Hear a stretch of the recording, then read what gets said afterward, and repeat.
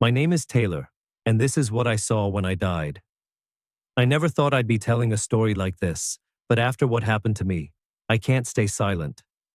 I was just a regular teenager.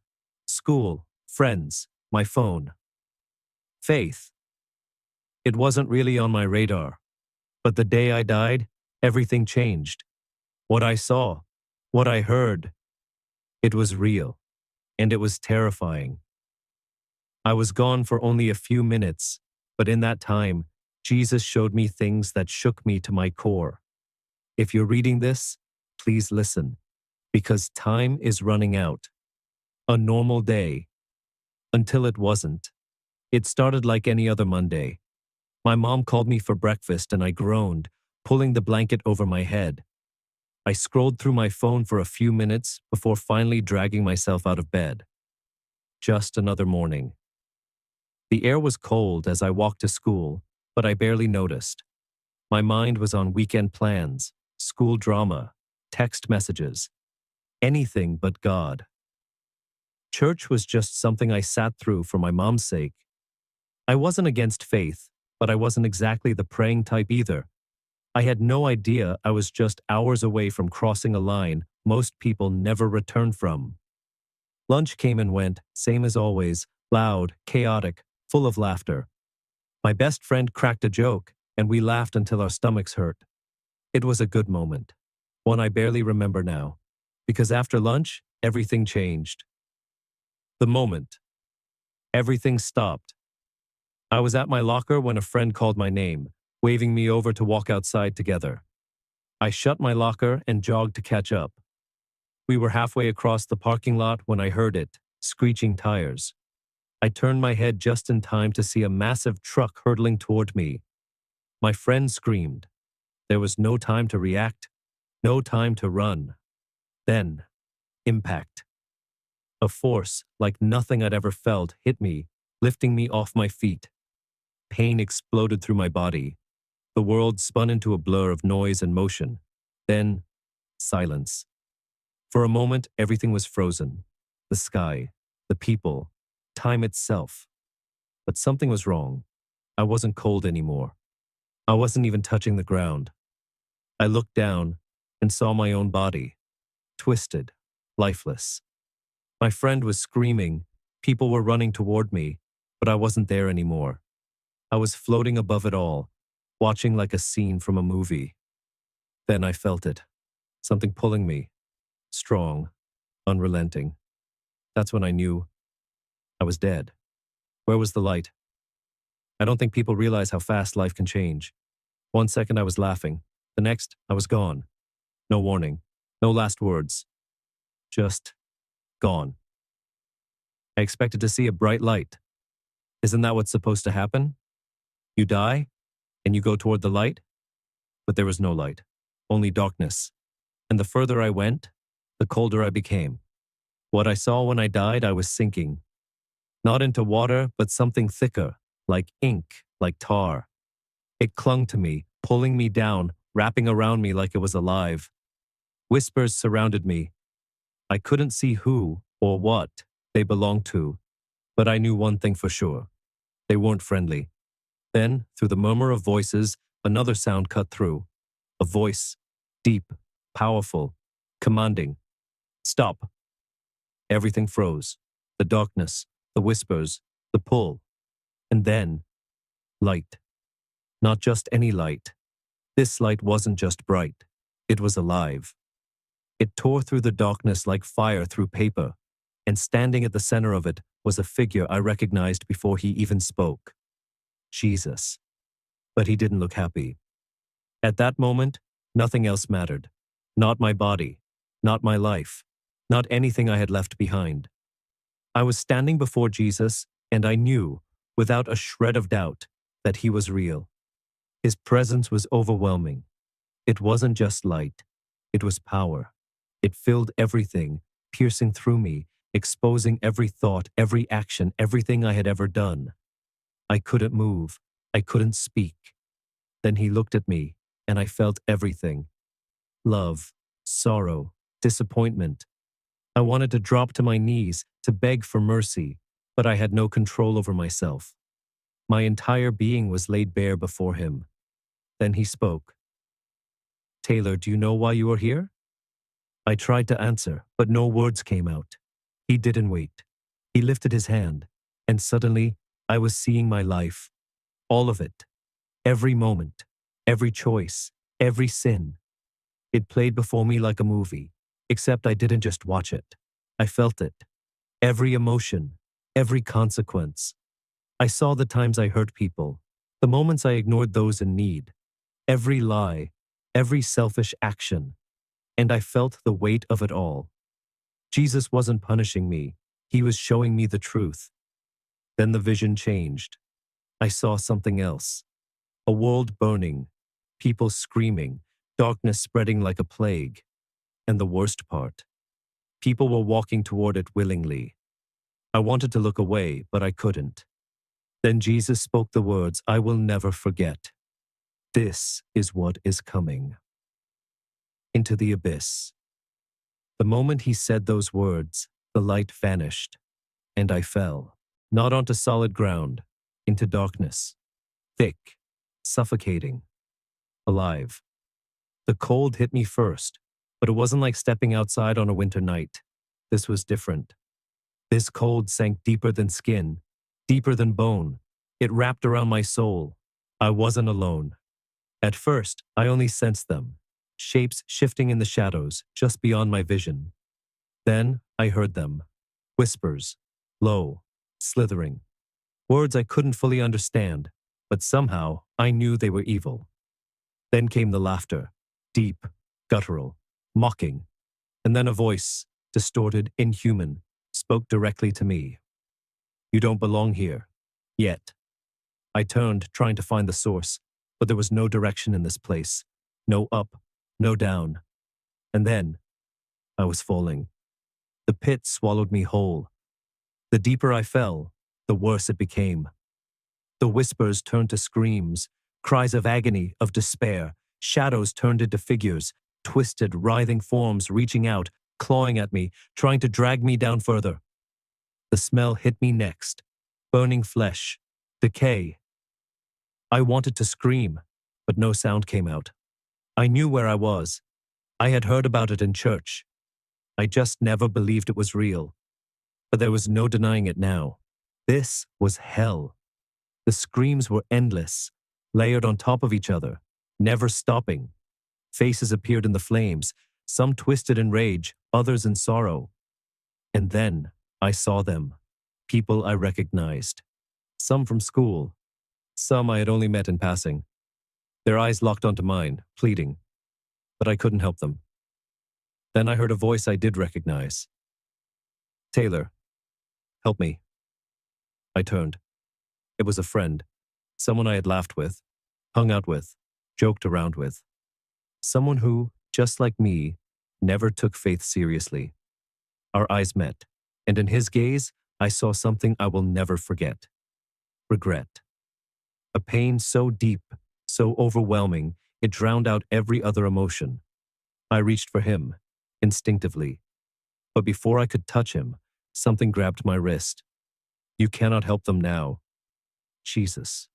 He pulled me out, and suddenly, I wasn't in the darkness anymore.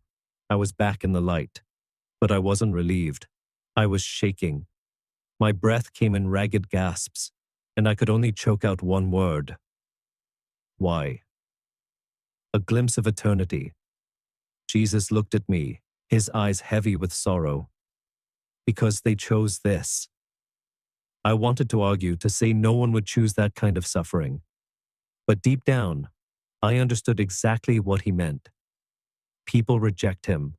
They live as if none of it matters. And when their time comes, it's too late.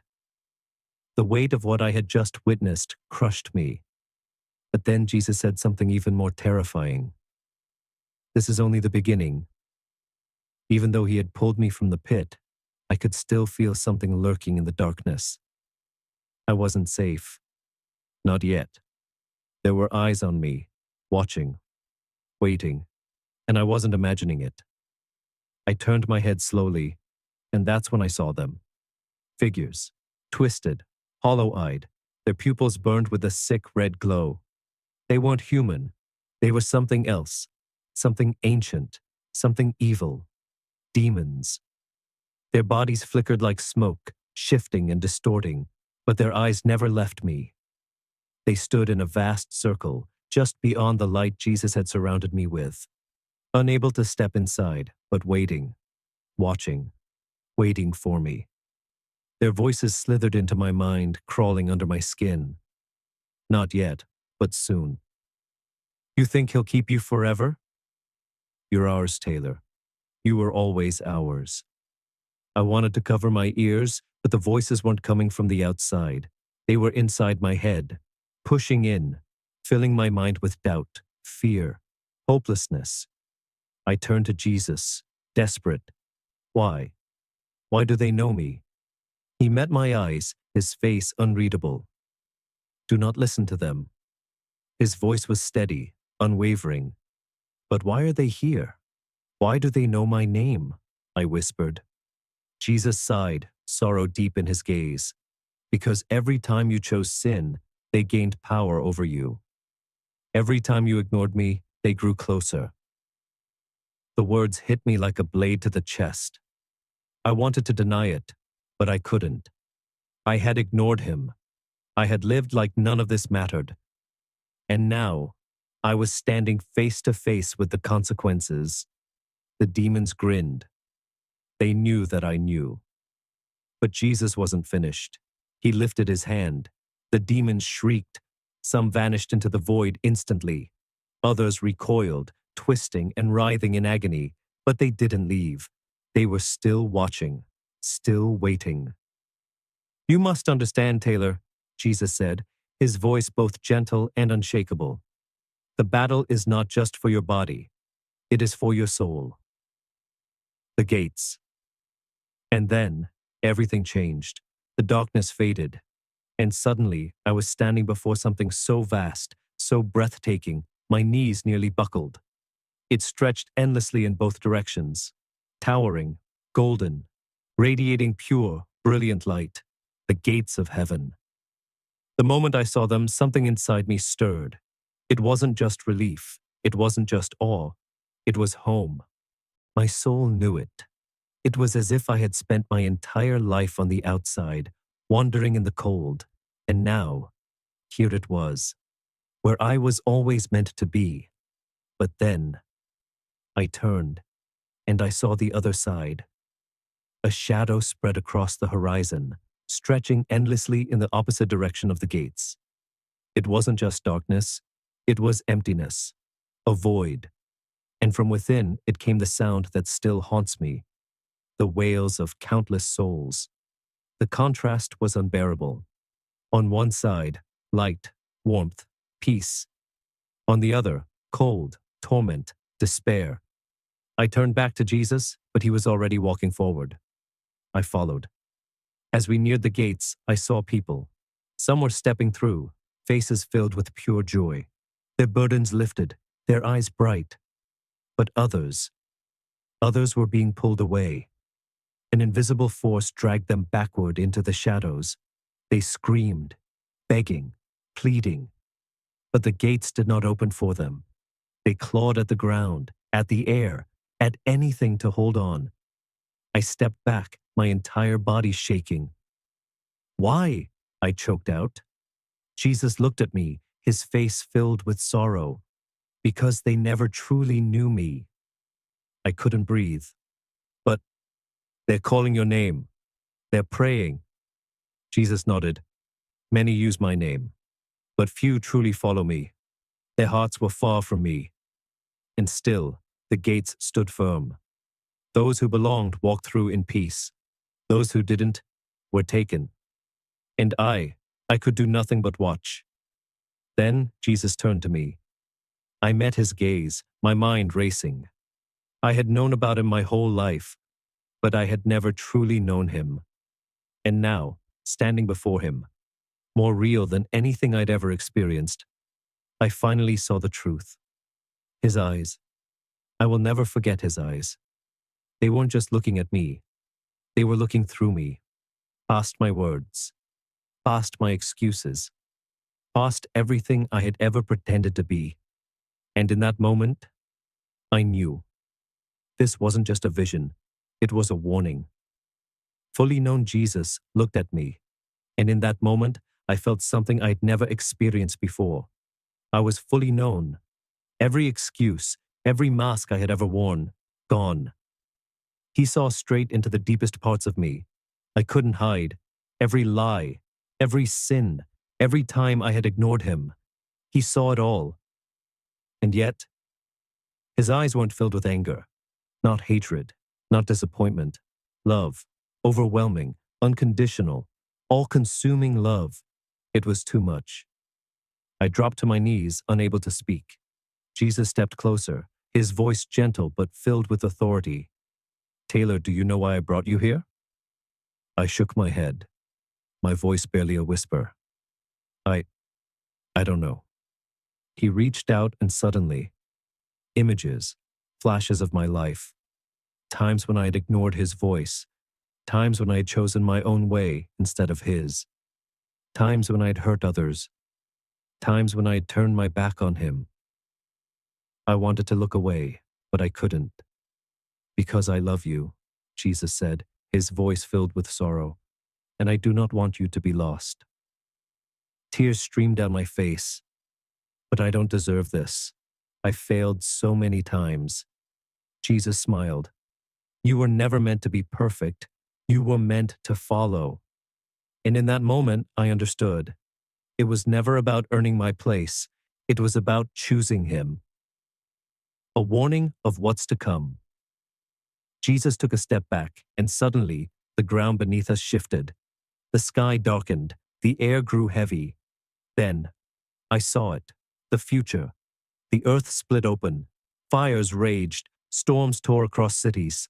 People were running, screaming, crying out for help. But no one was listening. No one was coming. Destruction spread like a wave, swallowing everything in darkness. Some people fell to their knees, some in prayer, some in despair. And in the midst of it all, I saw them.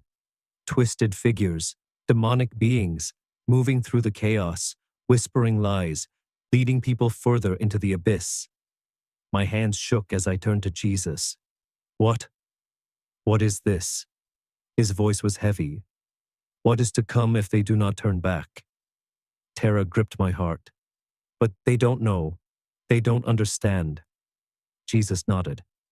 "That is why I am sending you back." I didn't want to go, not after what I had seen. But then Jesus said something that sent chills down my spine. "Tell them, warn them, because soon the door will close." A world asleep. As soon as Jesus spoke, the vision shifted. The fire, the destruction, it was gone. Instead, I saw people, regular people, laughing, eating, working, scrolling on their phones. Everything seemed normal. But then, Jesus opened my eyes, and I saw what he saw. Sin wasn't just around them, it was inside them. I watched as people gossiped, their words turning into dark smoke that wrapped around those they spoke about, suffocating them. I saw greed, men hoarding money, ignoring the cries of the poor, their hands dripping with something thick and black. I saw lust, pulling people into chains without them even realizing it. I saw lies, slithering from mouths like snakes, wrapping around the ones being deceived. And worst of all, no one seemed to care. They laughed. They lived. They ignored the warnings. Then Jesus raised his hand, and I saw something that made my heart stop. People were mocked. Some had light radiating from them, pure and strong. But others, their foreheads were stained with darkness. An invisible seal, one only I could see. I wanted to scream, to warn them. But deep down, I knew. Even if I did, they wouldn't believe me. And the worst part, some of them went to church every Sunday. They sang, they prayed, they listened to sermons. But their hearts were far from Jesus. Their faith was just a routine, a checklist. They thought they were saved, but they weren't. Tears burned my eyes. Jesus, what happens to them? His voice was firm. Unless they turn to me with their whole hearts, they will not enter my kingdom. I broke inside. I had always thought believing in God was enough. But now I understood. It's not just about knowing his name. It's about knowing him. The book of life. Suddenly, the vision faded, and in front of me, I saw something new. A massive book floated before me, glowing with heavenly fire. I knew what it was before Jesus even spoke. The book of life. The names of those who truly belong to God. The ones who were saved. I held my breath as Jesus reached for it. The pages began to turn. One after another. One after another. One after another. The book of life. Before me, floating in radiant fire, was the book of life. Its pages were covered in glowing names, each one belonging to a soul who had truly surrendered to Jesus. Some I recognized, family members, people from my church. But then, I saw the empty spaces, blank spots where names should have been. People who thought they were saved. People who had been good, who had gone to church, who had believed in Jesus. But they had never truly surrendered.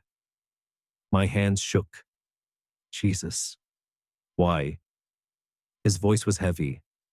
They never gave me their hearts. They called my name, but they never followed me. And then, I saw something that made my blood run cold. Names. Fading.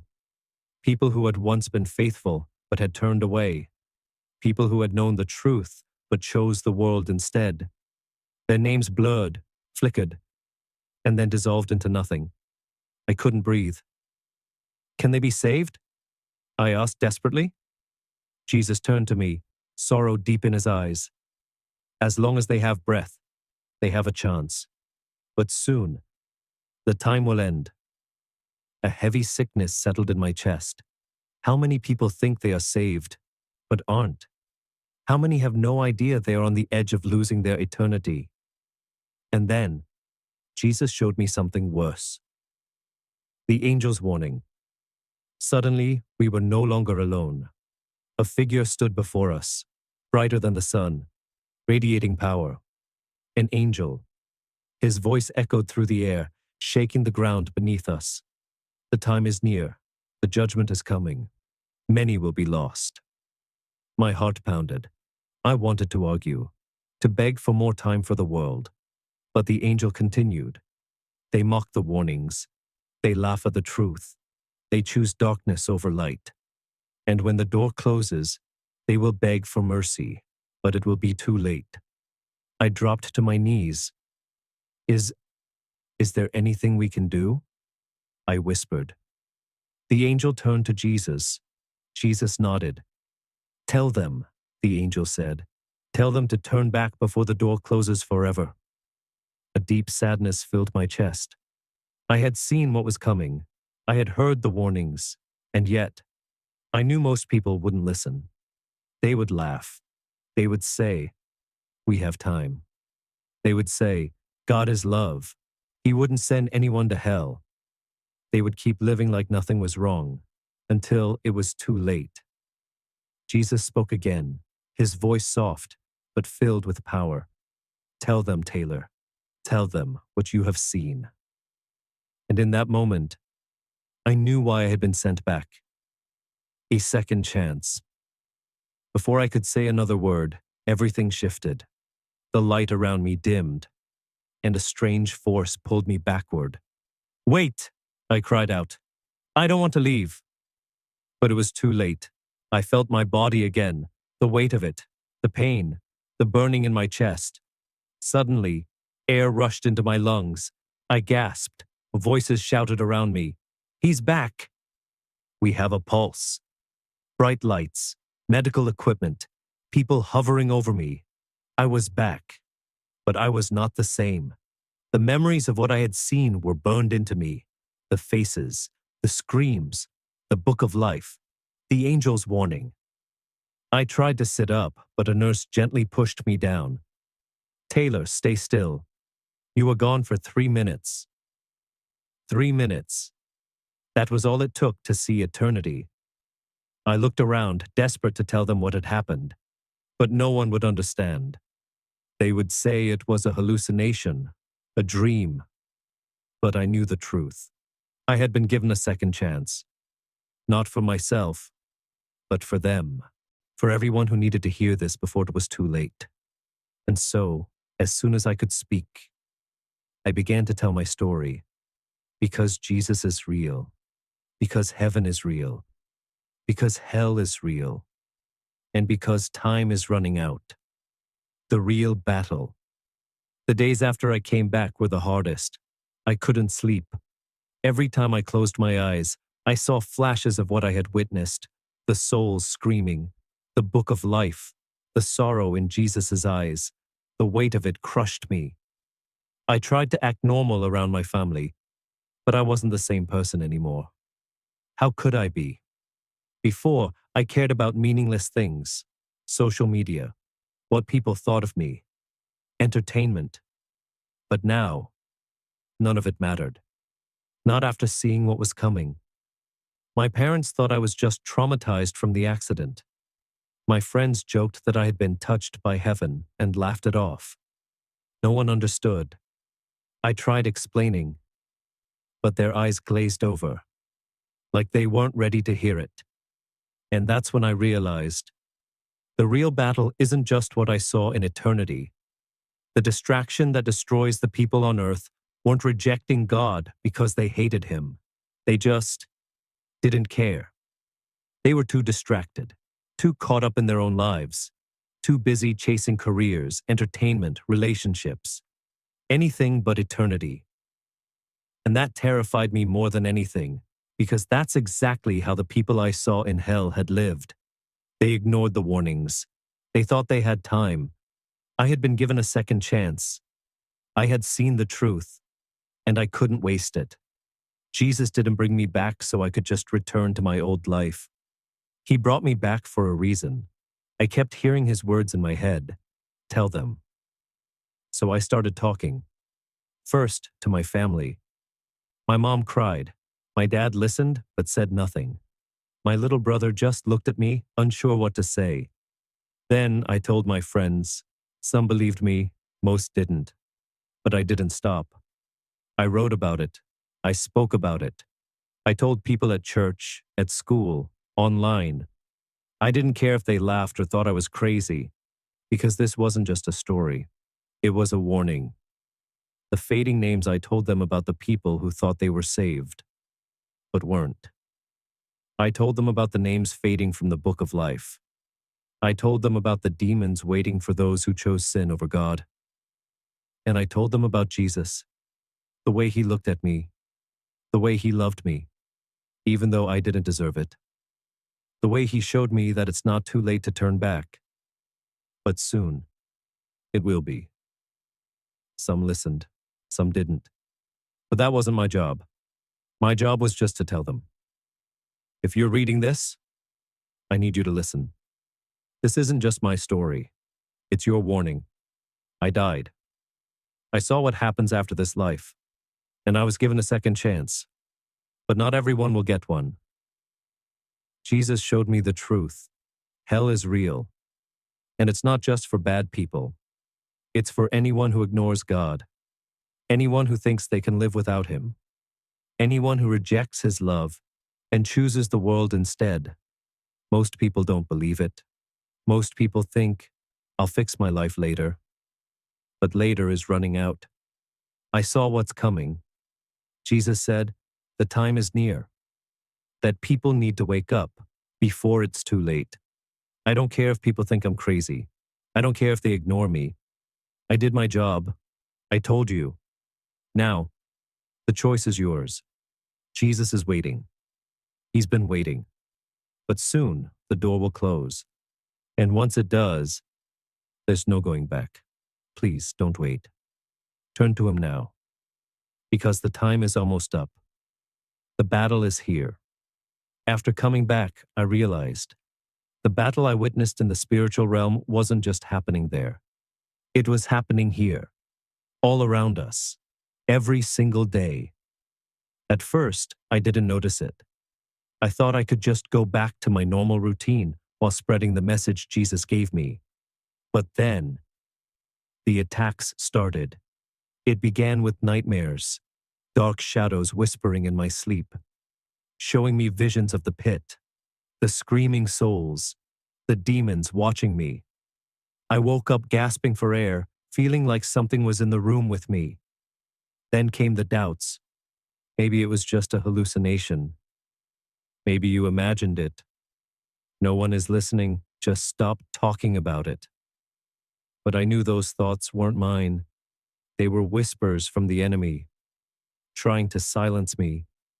And the more I spoke about Jesus, the worse it got. I'd wake up completely paralyzed, unable to move, while a dark shadow stood in the corner of my room. No fear.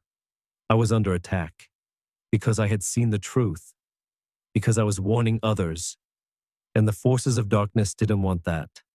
But then, I remembered what Jesus showed me. I saw the power of prayer. I saw how the name of Jesus made demons flee. So I stopped being afraid. The next time I felt a dark presence, I spoke his name. In the name of Jesus, leave. And it left. Because the enemy has no power over those who belong to Jesus. That's when I finally understood. This world isn't just flesh and blood. It's spiritual. Every moment, souls are being fought over. Every choice we make is either pulling us toward God or pulling us away. And the enemy's greatest trick? Making people think they have more time. The final warning? But I saw the truth. I saw what happens to those who ignore the warnings. And I won't let fear silence me, because there's too much at stake. Jesus didn't show me these things so I could keep them to myself. He showed me because time is running out. I don't know the exact day or hour, but I know this. We are closer than ever. Look around. Can't you feel it? The world is changing. Chaos is rising. People are more divided than ever. Sin is everywhere, and no one cares. This is what Jesus warned me about. He said people would mock the truth, that they would call evil good, and good evil, that they would chase their desires instead of turning to him. And it's happening right now. Some people think, I'll follow God when I'm older. Others think, going to church is enough. But I saw the book of life. I saw names that weren't there. People who thought they were saved, but never truly surrendered to Jesus. And when their time came, they were dragged away. I don't want that for you. Jesus doesn't want that for you. But he won't force you to follow him. You have to choose. And the worst lie the enemy ever told? That you have plenty of time. Because one day you'll wake up, and it'll be too late. The door will be closed, and all that will be left is regret. So please, don't wait. Don't brush this off. Don't tell yourself you'll think about it later, because later may never come. Jesus is calling you right now. Will you answer?